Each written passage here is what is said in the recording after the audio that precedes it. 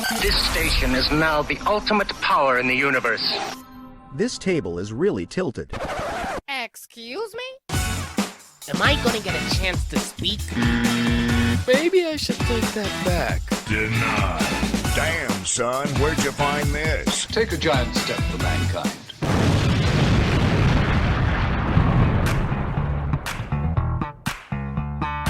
Welcome to the Tilted Table with your hosts, Sean and Joe.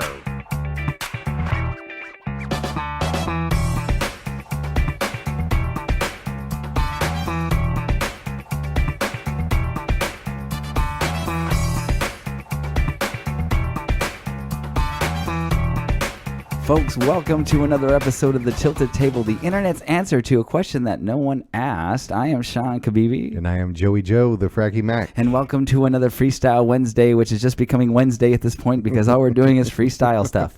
Which is awesome, man. Well, I would actually, every freestyle we've done, we've actually focused in on one topic.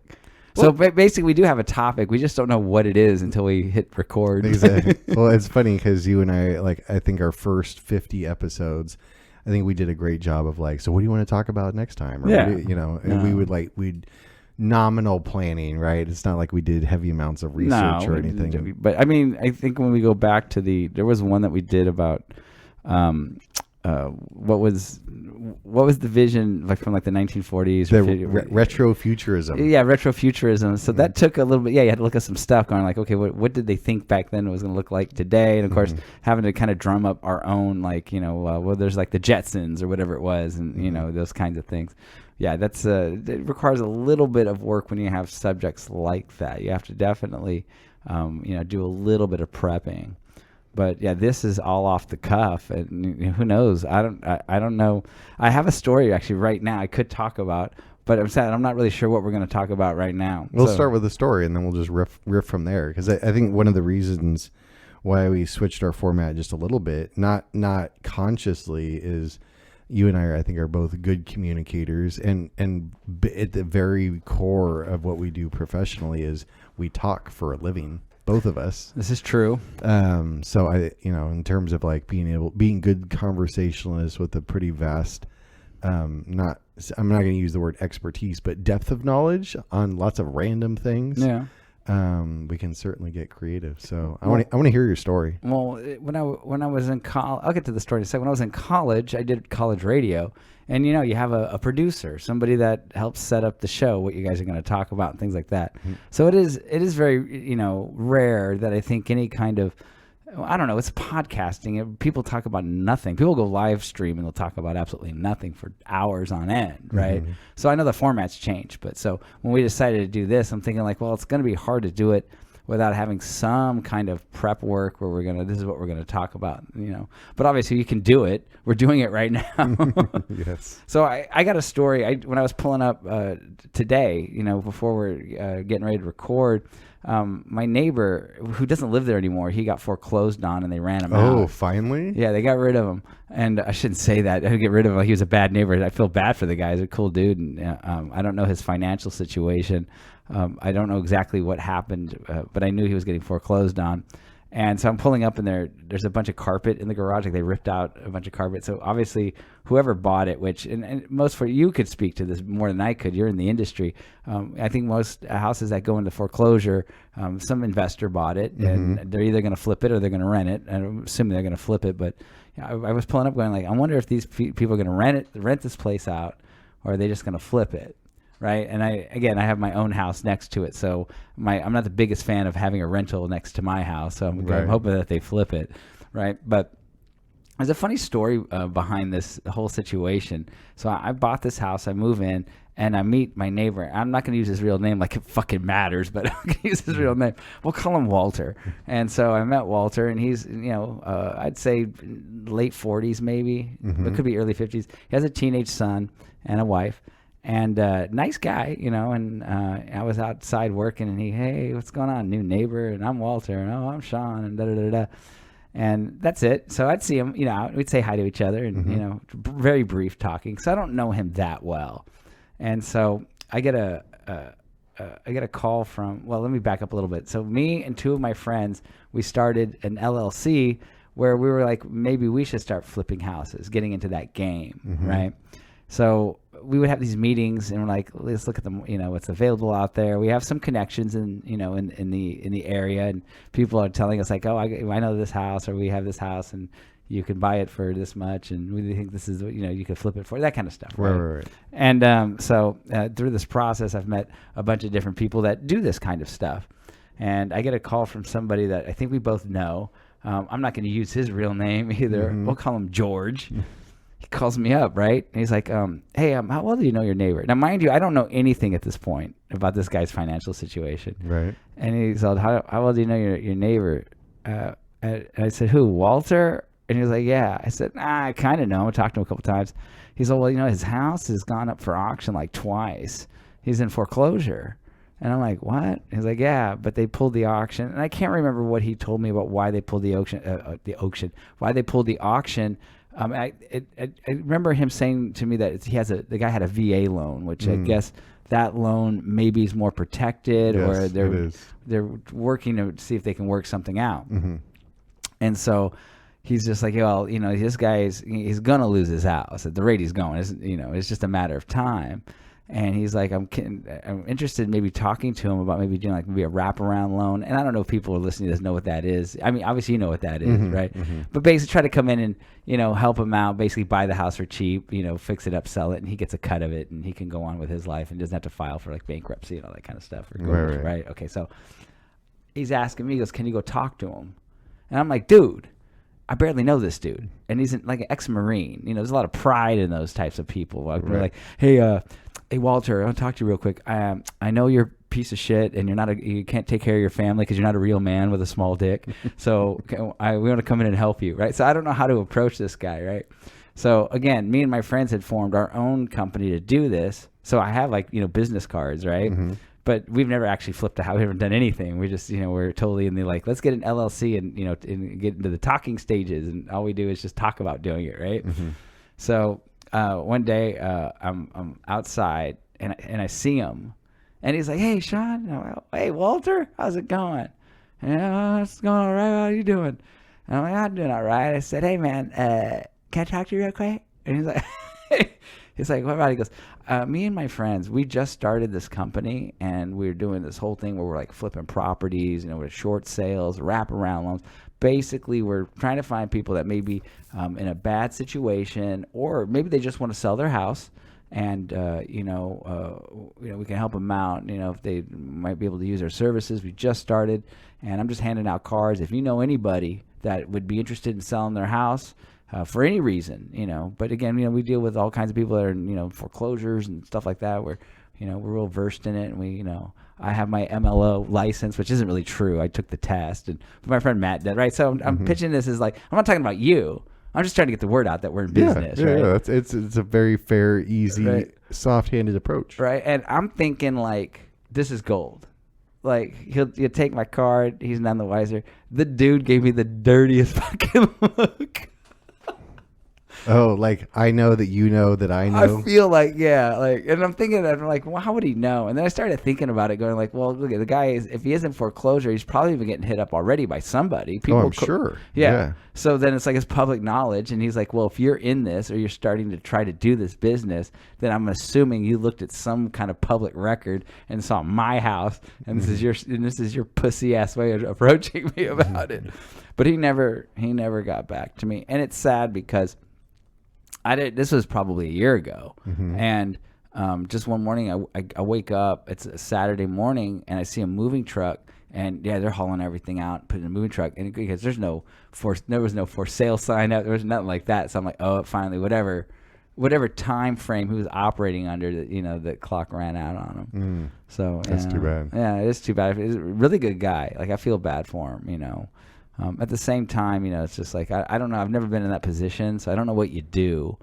Like if you're not producing money, you're not working. I don't know if he wasn't working or not. I don't know his situation, but like I don't think as a person I would have a hard time just sitting there and letting time run out on me. Like, I'd have to do something, right? It's like being on the Titanic. It's going down. Like you're just gonna make out like the captain and just go down with the ship, or you're gonna grab one of the life rafts and call a realtor and put a for sale sign and at least, put some money in the bank and rent a place for a little bit. Or, I mean, I don't want to go down this dark rabbit trail, but I would say. I know, I'm taking you to work. You come here to get away from I know, work. exactly. And now we're talking about your job. I would just, I'll answer just very, it boggles my mind. And I do think, and I understand, for everyone, there's a sense of pride, right? It's a very hard phone call, hard decision to make for the family.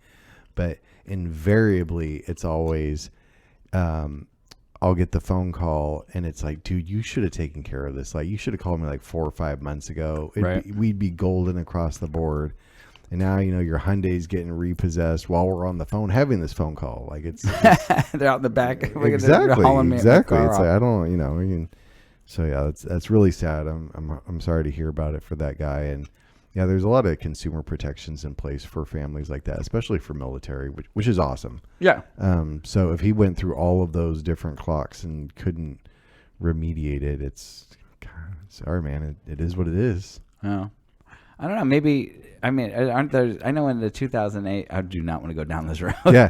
But there, a lot of people, and let's not take it too deep, but in 2008, during the housing market crash, didn't a lot of people just walk away from their houses? Oh, tons. I know I could do 20 off the top of my head. So in some cases, that's what you would do. That's what those... Yeah, under those circumstances. Yeah, there's a number of people because your house wasn't worth what was even owed. Yeah, they just mailed the keys to the bank along with their monthly bill and was like, "Here's the house back, and here's a phone number you can reach me at for any signatures." Peace. Yeah. So yeah, too bad that Walter's gone. I liked him as a neighbor, and I think it's like anybody else that owns a house. I look at these guys are obviously renovating it or whatever they're doing to it. And I'm just sitting there going like, shit, what kind of neighbors am I going to get? Hate losing good neighbors. That's a fact, man. That's why I am my own neighbor. That's right. You bought the house next to you. Well, I don't think we've talked about that. So here's my funny story is, so we've lived in the same little house for 25 years. And when we first moved into our house, the house next door, I didn't realize it because at the time I had just graduated college. I was broke. I worked at a little finance company in a strip mall. It was a shitty place to be. Mm-hmm. I had no place to live. So I literally looked in the classified section of the newspaper for homes for rent. And I pulled up to the house that we still live at, 25 years later. And next door, I look over and I see, there had to be 10 motorcycles in the driveway, like choppers style. Oh, yeah. Right. And the place is filthy. The windows are all smashed out of it. I see a bunch of stray cats running around, pit bulls on chains. And all I could think to myself at my naivete was, oh, it's a motorcycle club. Yeah, it's a motorcycle club. These are a bunch of aficionados. They like to go on bike rides together. Little did I know that house was actually a Hells Angels clubhouse and a meth lab. Yeah, okay. Yeah, and that's about right. And the landlords were absolutely over the moon thrilled that I wanted to rent their house. And I didn't, again, in my young brain and not being hip to the ways of the world, I didn't really understand. Yeah, we can't rent our house. Do you want to rent it? You want to rent it? You want to move in right now? You're going to give us a deposit? Done. Here's the keys. Nice. You don't want to run my credit? Exactly, right? So anyway, fast forward 20-something years later, and we ended up buying the Hells Angels clubhouse. And it's, when demolition started, I told and I helped with the demolition, but I told the guys, I'm like, you could find drugs, money, weapons, body parts. I don't know what you're going to find. Just be careful as you're ripping apart the walls. And we did find, hypodermic needles in the attic. You're like, man, that's some real meth head type stuff. Oh, yeah. If you're going up in the attic to do drugs. Yeah. What the fuck? That's the problem with the houses in California. There's no basement. So if they can't sneak down to the basement to go do your drugs, you got to climb up into the attic. Yeah. There's some real tweaker stuff. It was funny because the very first time we bought the house, and Cookie had never even been to the house, and she walked into the garage, and she had this look of absolute mortifying disgust on her face. And I just said it looks like an S&M meth dungeon is what it looked like. Nice, yeah. So Yeah, it was a fun construction project, but yeah, Hell's Angels living next door, man. That was an interesting. Except time. the fact that you pulled up and had zero clue of the. Oh, absolutely zero. Like I had no idea. I was just like, oh look, it's a motorcycle club. yes, it was. Nice. When one of the houses I own, this is a funny story. When I bought it, and it's in a kind of a newer tract neighborhood. And I say newer, it was built like 2000. It's newer. Yeah, newer. And so I got two neighbors, one on each side. So one side I have this gay couple, Jeff and Mike. Absolutely awesome. House is super nice. I'm telling you right now, if you move into any neighborhood, you want gay neighbors because they make everything fucking fabulous. I mean, their house is super, super nice. And again, these are your stereotypical kind of tract housing. I mean, I guess they're a little bit on the larger side. They're, I'd say, slightly nicer than like something that was built like in the 70s or 80s. Mm-hmm. Those tract housings, they're pretty basic. Yeah. So these are a little more, quote unquote, I hate to say designer, but they tried to make them look, I guess, a little more upscale kind of style, right? But my neighbor on the other side, his name's Joe. Not you, but somebody else. And I'm not using a fake name. His house is a mess, right? Mm-hmm. And I didn't realize until you buy the house and you really move in just how much of a mess this guy is. So, you look over the fence into his backyard, and that backyard hasn't been touched in 15 years? 20 years? I mean, the first thing I noticed when I looked in that backyard was there was a bunch of balls, like, balls? soccer balls and basketballs that clearly like kids had kicked over the fence and they just never retrieved. And you could see the tops of them and they were just pure white. Like this has been baking in the sun for God knows how long, right? Oh my gosh. And in the bushes. And I mean, the thick bushes, like that kind of vegetation where you can see how plants grew, died, and then just more grew on top of it. So you could see like that underbrush. Wow. And I'm there like, dude, there are fucking Viet Cong in there that don't know the fucking war is over. Yes, right? That's a great way of putting it. But what's great about this house, and I still own it, and I rent it out to a friend of mine. So I've had this house for pushing 10 years, right? Mm-hmm. So I lived there, and my house it was a rental. It wasn't in the greatest shape. I fixed it up. I had all kinds of cool shit to that house. And this dude, just day after day of nothing changing with this guy's house. And when I first moved in and I looked in his backyard, and like, God damn, this dude, he needs to get like a gardener out here. Probably no gardener to take that fucking job on. No way. That's like a demolition crew is what you need. Right? Exactly. Oh, yeah. There's work that has to get done. Mm-hmm. So, but if you look across the yard, you can see a ladder going from, to his roof. So it's like leaning up against the house to his roof. Okay.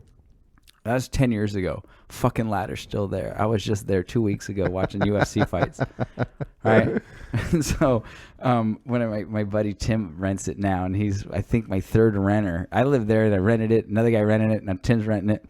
And I'm like, I made a joke to him. I'm like, the ladder's still out there, huh? And he's like, what? I said, the ladder, right? Like this, he goes, oh, the neighbors, yeah, the ladder up to the roof. Yeah, it's still there, right?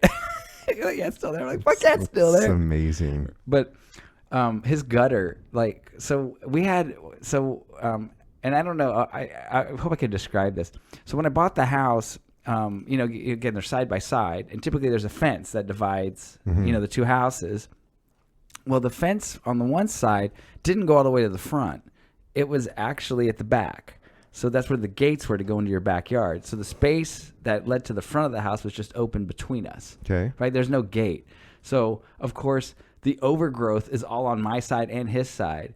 Where when I first got the house, I had to clean my side, and you're following kind of where the fence line is, right? Mm-hmm. And it was the weirdest thing because I cleaned mine out, but it looked like this weird kind of like I was starting one of those cornfield mazes because there's like this just lane, and on the left side is like 5 foot tall fucking weeds, and then the other side is the side of my house, and you can just walk down that lane to the back. So when you have those gates at the back, right, when you would enter your backyard through those gates, his gutter fell down, and it falls on top of his gate, the gate that opens up to his backyard, right. And so it's like half on the house. And half of it fell down and it's just laying across the top of his backyard gate, just sitting there, like it's holding it up, right? And that was 6 years ago. Fucking still there. He hasn't touched it. The gutter's just sitting on the damn gate.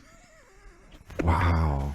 So I actually the lack of sloth and apathy is bananas. Yeah, and so what I did was I put up a new fence because the fence was falling down. So I extended the fence all the way out to the front. So now obviously I have a fence. I don't have to have a cornfield maze on my left side. It's just overgrowth on his side of the fence. Mine's nice. So when I never really talked to the guy. He's not married. He has no children, and he lives by himself. And he's a tow truck driver. And I met him once. Well, I shouldn't say that. I talked to him maybe 3 or 4 times, but actually like extended kind of conversation was one time. I'm coming back from Home Depot, and this is when I was still living there. So I had to fix a sink. So I had to go buy some parts at Home Depot. So I pull in my driveway, and he pulls up from his Jeep, in his tow truck, right? Pulls in, and get out, and he's just like, "Hey, what's going on?" Hey. And we actually start talking, and this guy is just, telling me, oh yeah, I've lived here since I bought this house when they first built these. And he's, oh, you're the second guy, and so you bought it from the original owner. I said, oh, okay.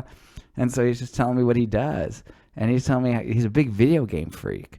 And all he does, he goes, oh man, he goes, I'm online constantly. I just play whatever world of some craft war. God, who knows the Diablo 18? Who the fuck he plays? And he's telling me this, and I'm just having this vision going like, you spend all your time in that house and he's got like sheets on his window. He don't even got like blinds. He's got like the and I'm not talking about like bed sheets. I'm talking like thick ass blankets, right? So it's got to be blacked out in his house. And he's, and he's, just telling me, he goes, oh yeah, man, I'm online, like, if I'm not towing cars, I'm at home doing this, playing these games. And I remember he's telling me this, and my first thought was just, and I was looking, of course he's telling me this, I'm looking at his house and seeing all these bed sheets on the window, and I'm just like going like, yeah, dude, God, your house has to smell like dead bodies. Oh, I'm sure. And then I started to think like, wait, are there any dead bodies in there? Yeah. Like, really? Like, I'm like, you probably walk in and it's like you can't even see the carpet or the floor. It's like, old pizza boxes with pizza still in them, and just general nastiness. There's no way that your house is in as bad a shape as it is on the outside. And you think I'm gonna walk in your house and gonna find it like, oh yeah, man, I'm cleaning all the time, spotless, right? There's shit piled up all over in that house. If you went, I know some people go to the library to find old newspaper articles. Just go to his house. Motherfucker's got it there. It's somewhere, right? He's starring his own episode of Hoarders.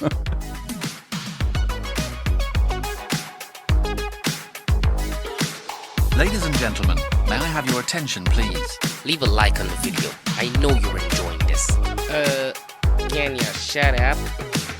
The internet's answer to a question that was never asked. The Tilted Table with Sean and Joe.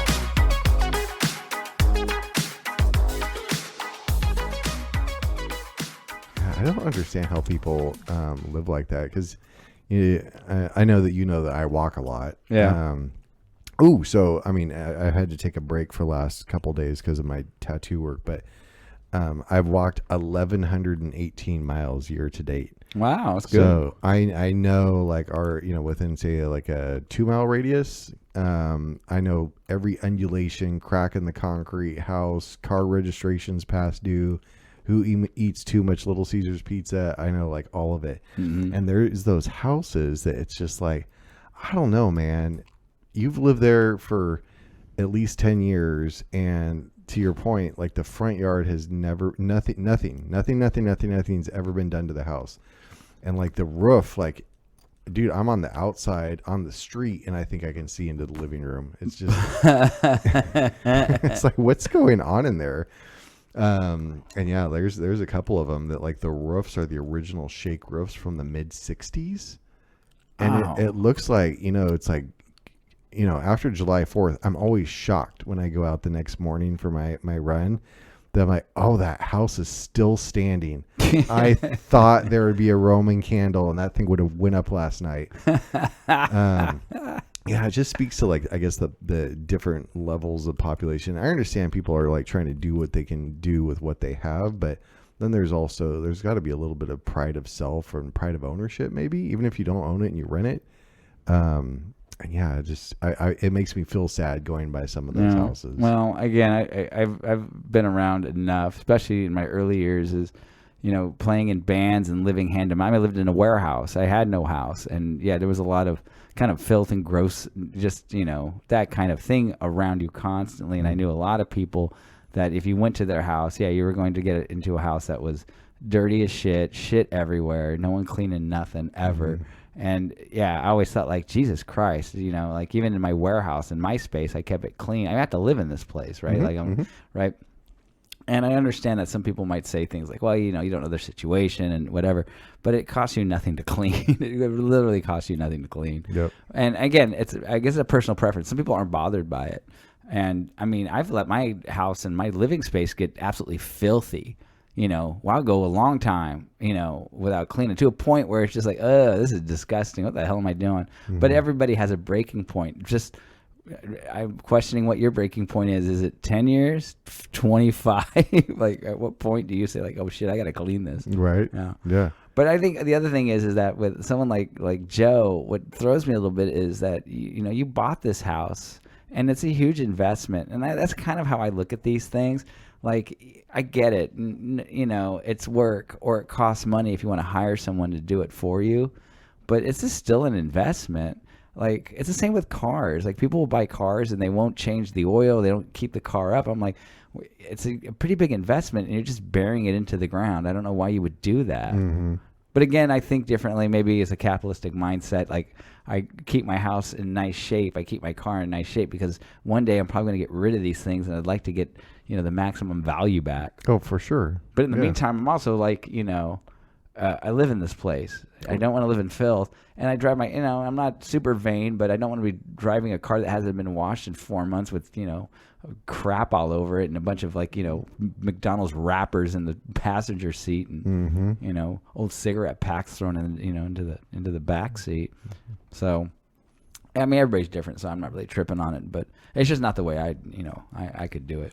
Yeah. Well, I mean, you just hit on something that, so it's raining today. It is raining. And it's funny because, I was planning on getting my car washed tomorrow, and I was like, because of course I was going to get my car washed tomorrow. It's going to rain.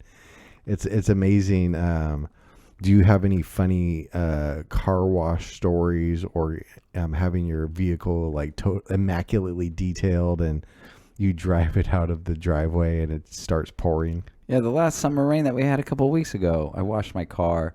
And I don't know what it is about my car. It's black. I know black shows a lot more of the dust and dirt. And so I washed it, which is fine. And it was like maybe a day or two later. So it's obviously collected at least a little bit of dust. And yeah, it rains. And then you get all the grime, right? Yep. And I'm just like, whatever. But it seemed to pile on real quick. So like in a couple of days, my car was filthy to the point where a friend calls me up and he's just like, hey, we're going to go out watch. I can't remember what it was. They were going to go watch some game. And I'm just like, yeah, I'm down. And I walk into my garage, I look at my car, I'm like, oh, this is embarrassing. This car's fucking filthy. Yeah. So I pulled it out real quick, and I'm like, I didn't say really wash it. I just took a hose and I just sprayed it down, and then took a rag and kind of quickly washed it. It took maybe about 15 minutes, and then, took some towels and dried it off real quick and just drove off. Like, well, it looks a lot better. Well, it's funny that you say that because I'm, as you know, ultra meticulous on a lot of things. And that storm that you're referring to, I had just had my car detailed. And I like to do a lot of the work myself, but this time I was like, I'm not feeling that. So I had it detailed. It looks amazing. The paint looks mint. And then it storms and I had a place to go. And I go in the house and Cookie's like, what are you doing? I was like, I'm waiting for the Uber to come. I'm going to Uber out there. She's like, you have a vehicle. I'm like, no way, man. My car is like crispy fresh. I am not messing that up to run this appointment. Yeah. I'm just going to Uber around town for the day. Yeah, I think it's something with me too, because it's the same with my clothing. Like, not that I wear fancy clothing. I don't. But like, I don't like any of my clothes not to look like freaking literally brand new. And, I'm white guy brand new, which is basically like I iron my shirt, right? Like I don't go out and replace my clothes. I have shirts that are, 10 years old. And, the way I wash them, the way I care for them, they still look, fairly new. But yeah, it's like I don't like any kind of like marks or any kind of small stains or anything, like especially like around the collar or under the armpits. Like I've got a whole system to make sure that like nothing ever even looks remotely yellow or anything like that, right? So the one thing that I am really weird about is my shoes. Now I wear mostly white shoes, some white tennis shoes, and I wash them constantly. Even in the middle of the day, if I see a scuff on them, I have a water bottle at work. I'll spray it real quick and wipe the scuff off. But people give me grief about this all the time. Not grief, I shouldn't say that. But like people notice, like, damn, your shoes are always really white. And I'm like, yeah, because I fucking wash them. Don't you fucking wash your clothes?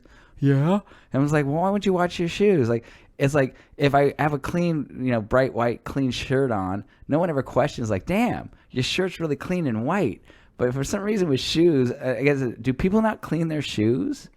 I think you're, okay, so I'll give you some after we're done with this. There's a product called Crep Protect that I use, and I actually do detail my shoes.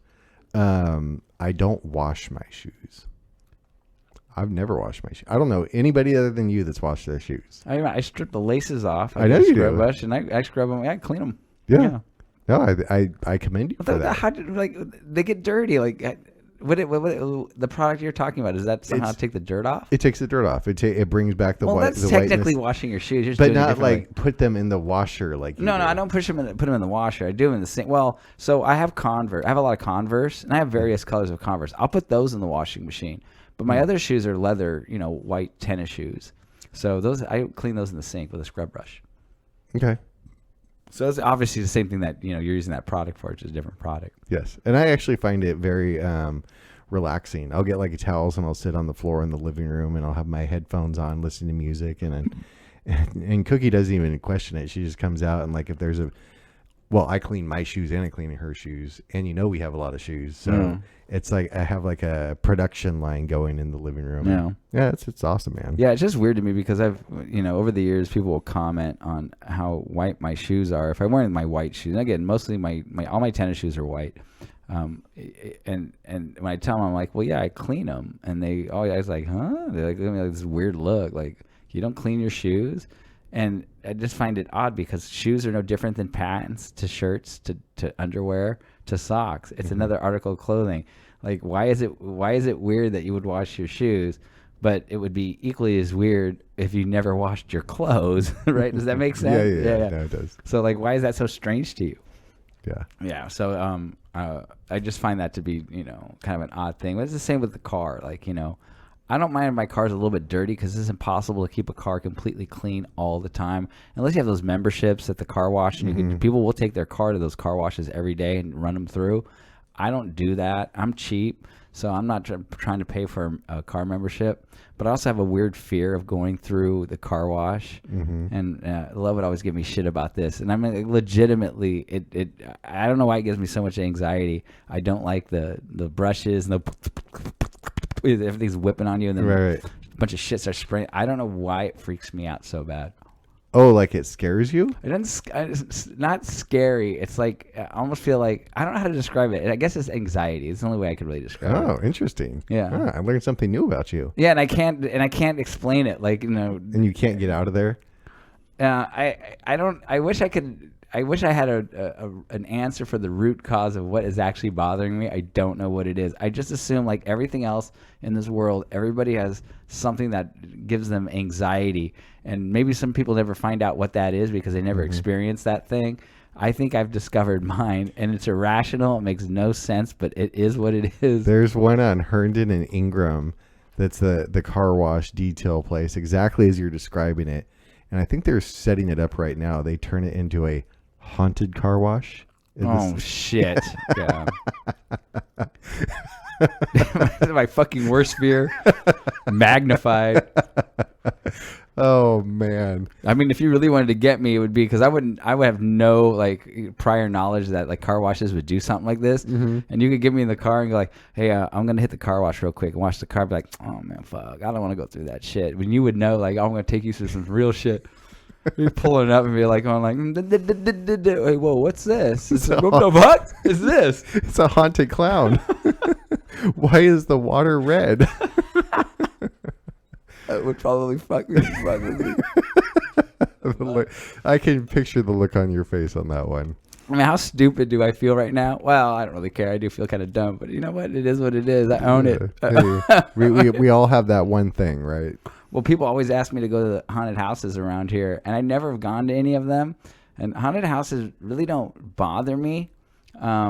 I think they would be fun. I've just never really gone. Although when I was a kid, I had a weird experience at a haunted house, and it was one of those like, I don't know, like an elementary school. So it wasn't like a legit, like set. Like they've got these things now that are, Crazy. Yeah, put together really well. This is like in the 80s, and I remember part of this haunted house was, and it wasn't like, again, it's like at a school. I think it was at a fucking school. So I was probably like in the second or third grade, but it was mostly like gigantic cardboard boxes that they built like these, like a long hallway. Yeah. Right. And so at one point, you would get on your hands and knees and crawl through like a tunnel way. Yep. And I'll never forget this. And even now as an adult, I think this is fucked up bullshit, and it's not scary. It's just gross. And so when it happened, I remember being upset over it. I don't think I was scared. I was just more grossed out. At one point, when you're crawling through, a hand comes through the top of the thing and it shoved like a cooked spaghetti, and they rub it in your face like it's supposed to be worms. I guess that's and I didn't take it that way. Like, I guess as a kid, maybe I'm supposed to take it that way. I felt like you just shoved a bunch of food in my fucking face. Fuck you. So I don't know if I was traumatized by that. I'm trying to remember right now in my head. I don't think I was particularly traumatized. I remember being scared. Because again, I was like in second or third grade. So how old was you? Like 7, 8 years old? Yeah. So I was definitely scared because there's guys in masks and they're jumping out at you. And I was definitely scared to that degree. When I had that shit shoved in my face, I don't remember being scared outside of the fact that it was startling that a hand came out of nowhere and shoved a bunch of shit in my face.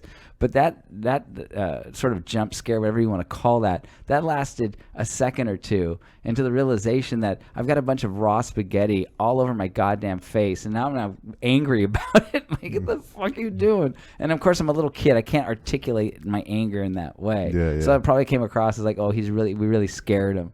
And I was like, no, it's fucking gross. Yeah. So people get all hyped up for Halloween, and I would honestly say it's my least favorite.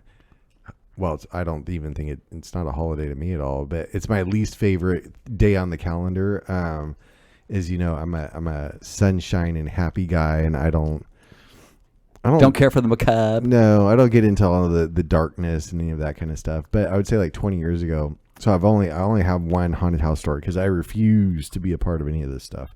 We were at our friend buddy Terry's house down in the Tower District, and one of the neighbors had spent like 3 months building this crazy haunted house, and it took like 17 cocktails for me to like work up the nerve. They're like, "You got to go through it, man. Come on, you got to do it. Don't be a wuss, man." And I kid you not, I remember, I think I was through that house faster than Usain Bolt. I remember hurdling people. I remember putting Bo Jackson moves on people. And I just come rocketing out of the other side of the haunted house. And I think I had been in there for all of like 7 seconds. I was going to say, you just ruined it for yourself. Like, what was the point? Just like sprint as fast as you can through it. Yeah, it's like not my thing, man. Not my thing. We did watch, on the same general topic. I have used the memes and GIFs from American Psycho forever. I have never watched the movie until this past Saturday. Yeah. Cookie's like, "What do you want to watch?" I'm like, it's like, this is a piece of Americana. I know the characters. I even know the sayings of a movie I've never even seen before. Sure, yeah. So that was a cultural experience. Did you like it? I thought it was interesting. I'm not going to watch it again, but again, it's one of my favorite books. Bret Easton Ellis is one of my favorite authors. Yeah, American Psycho. The movie to me was okay, but the book is really impossible to put on film. I guess at least in a way that wouldn't be rated like Psycho XXX style. And I don't mean sexually, just in terms of the violence in the book is a fucking scene. So they're trying to transfer this sort of character over to film. I think Christian Bale did a good job of portraying Patrick Bateman. And I think generally, for the most part, he did a pretty good job of capturing the character, the essence of the book. But the way that they mix things together, what happens in the movie, they're literally taking chapters and smashing them together to try to get from one point to the next. And I just think it came across as it's just not a book I think that would translate well to film, not in a Hollywood mainstream way. You definitely would have to be independent, and it would be 3.5 hours long, and it would be an absolute murderous fucking book. It'd be like slap an NC-17 on there. Yeah, I mean the violence in the book is pretty damn brutal. Like there's some stuff that is just like there's no way that you're gonna get anybody to give this a rating less than. Well, I don't think you could do NC-17. It would have to be. I don't know at what point something would become X-rated, like due to violence. Mm-hmm. Yeah, I mean there's sexual things that happen in the book, and there's some violence mixed in with sex. And I'm not talking about rape, nothing like that. I mean it's I would say it's actually worse than that.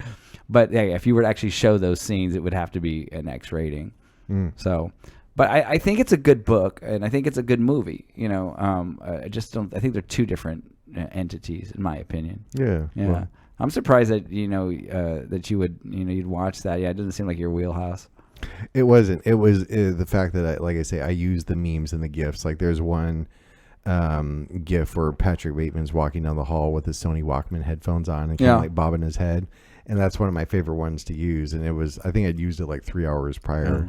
And so when Cookie was like, "Well, what do you want to watch tonight?" And I'm like, I told her the thing. I know a lot of the catchphrases.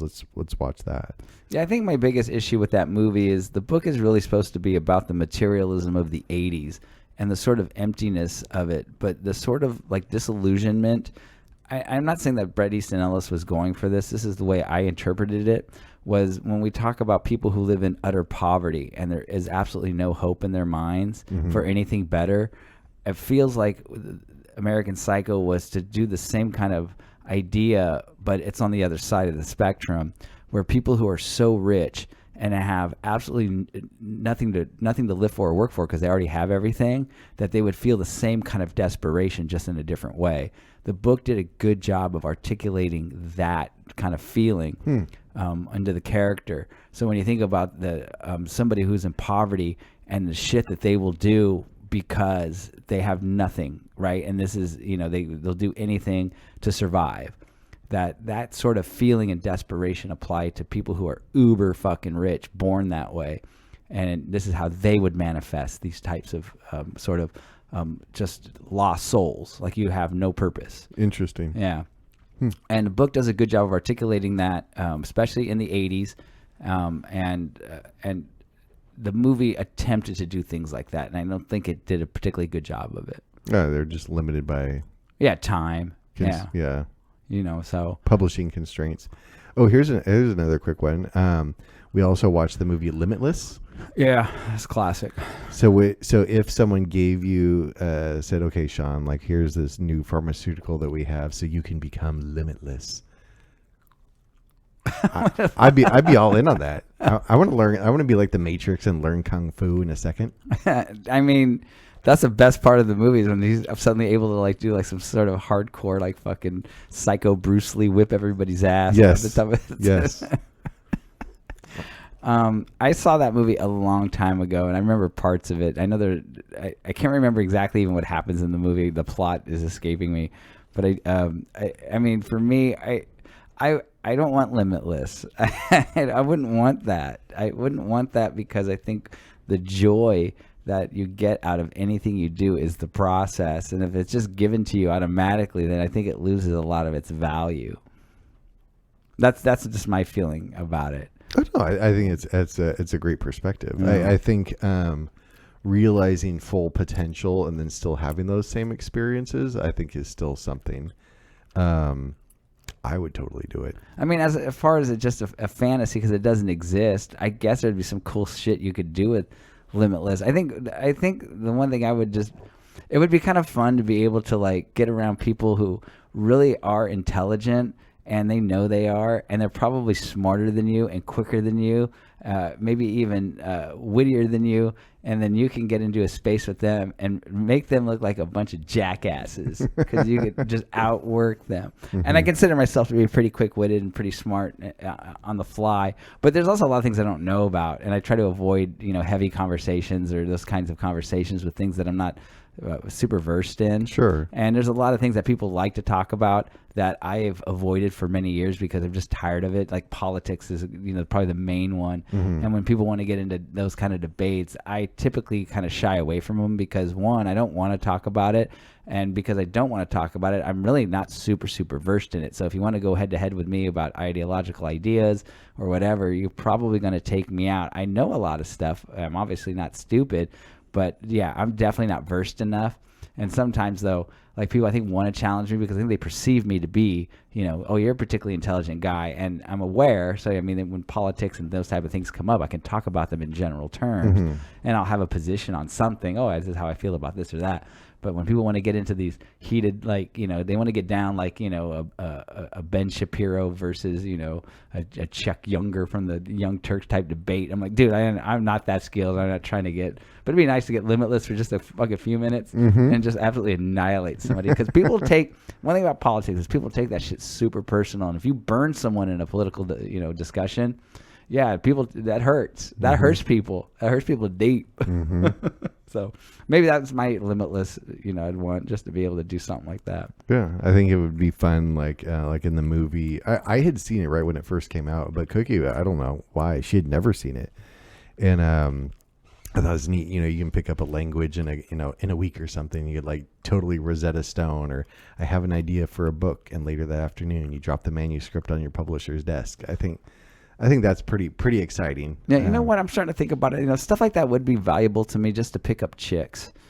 Honestly, like all of a sudden I would meet somebody. I'm like, oh, I speak 7 languages, and I would bust them all out right there. It would be super easy. Like, whoa, shit. Right? To be able to read, to write, and yes, to learn and experience the fullness of things with the fullness of yourself. I think that'd be pretty cool. Cool, yeah.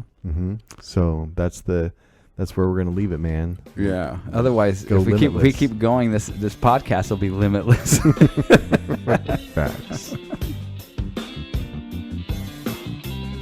I have an important announcement for you, so stay tuned. Yo, that's some next level shit, bruh. So you got me. Big deal. The internet's answer to a question no one asked. The Tilted Table with Sean and Joe. Folks, thank you for joining us for another episode of The Tilted Table, the internet's answer to a question that no one asked. I am Sean Kabibi. And I am Joey Joe, the Fracky Mac. And you can find us on all major social media platforms at The Tilted Table 1. Like, subscribe, hit the bell, do something. Jesus fucking Christ. Exactly. Send us some material, things you want to hear us talk about. And we will do that because I do have emails. Yes, and I can dunk on a fool.